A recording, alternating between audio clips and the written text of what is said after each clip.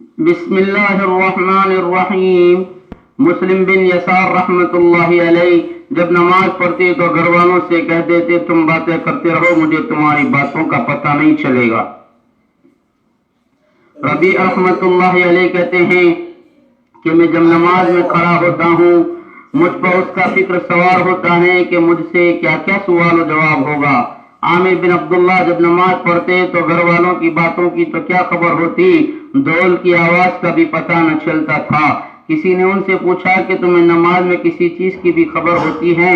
فرمایا ہاں، مجھے اس کی خبر ہوتی ہے کہ ایک دن اللہ کی بارگاہ میں کھڑا ہونا ہوگا اور دونوں گھروں جنت یا دوزخ میں سے ایک میں جانا ہوگا۔ انہوں نے عرض کیا یہ نہیں پوچھتا ہماری باتوں میں سے بھی کسی کی خبر ہوتی ہے؟ فرمایا کہ مجھ میں نیزوں کے بھالے گھس جائیں یہ زیادہ اچھا ہے اس سے کہ مجھے نماز میں تمہاری باتوں کا پتہ چلے۔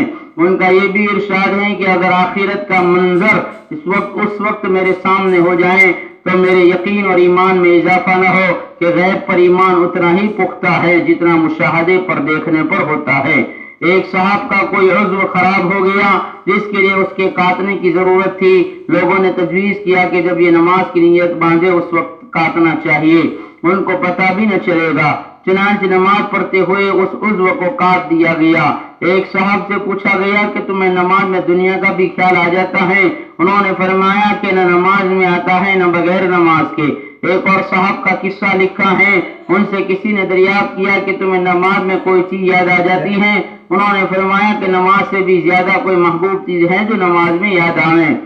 بہجت النفوس میں لکھا ہے کہ ایک بزرگ کی خدمت میں ایک شخص ملنے کے لیے آیا، وہ ظہر کی نماز میں مشغول تھے، وہ انتظار میں بیٹھ گیا، جب نماز سے فارغ ہو چکے تو نفلوں میں مشغول ہو گئے اور عصر تک نفلیں پڑھتے رہے۔ یہ انتظار میں بیٹھا رہا، نفلوں سے فارغ ہوئے تو عصر کی نماز شروع کر دی اور اس سے فارغ ہو کر ذکر میں مشغول ہو گئے اور مغرب تک مشغول رہے، پھر مغرب کی نماز پڑھی اور نفلیں شروع کر دی، عشاء تک اس میں مشغول رہے۔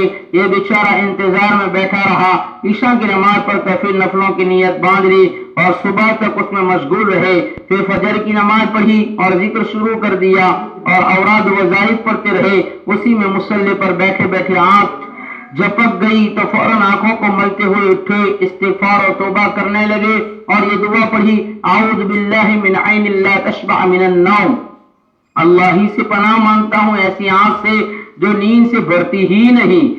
ایک صاحب کا قصہ لکھا ہے کہ وہ رات کو سونے لیتے تو کوشش کرتے کہ آنکھ لگ جائے، مگر جب نیند نہ آتی تو اٹھ کر نماز میں مشغول ہو جاتے اور عرض کرتے یا اللہ تجھ کو معلوم ہے کہ جہنم کی آگ کے خوف نے میری نیند اڑا دی، اور یہ کہہ کر فجر تک نماز میں مشغول رہتے۔ ساری رات بے چینی اور اضطراب یا شوق و اشتیاق میں جا کر گزار دینے کے واقعات اس کثرت سے ہیں کہ ان کا احاطہ ممکن نہیں۔ ہم لوگ اس لذت سے اتنے دور ہو گئے ہیں کہ ہم کو ان واقعات کی صحت میں بھی تردد اور شک ہونے لگا، لیکن اول تو جس کثرت اور تواتر سے واقعات نقل کیے گئے ہیں ان کی تردید میں ساری ہی تواریخ اور ہسٹری پر اتہاس اعتماد اٹھتا ہے کہ واقعہ کی صحت کثرت نقل ہی سے ثابت ہوتی ہے۔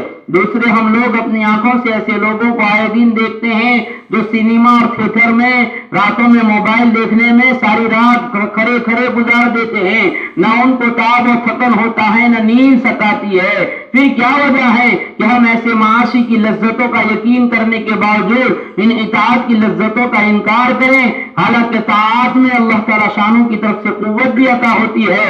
ہمارے اس شک کی وجہ اس کے سوا اور کیا ہو سکتی ہے کہ ہم ان لذتوں سے ناشنا ہے، ناواقف ہیں، اور نابالغ بلوغ کی لذتوں سے ناواقف ہوتا ہی ہے۔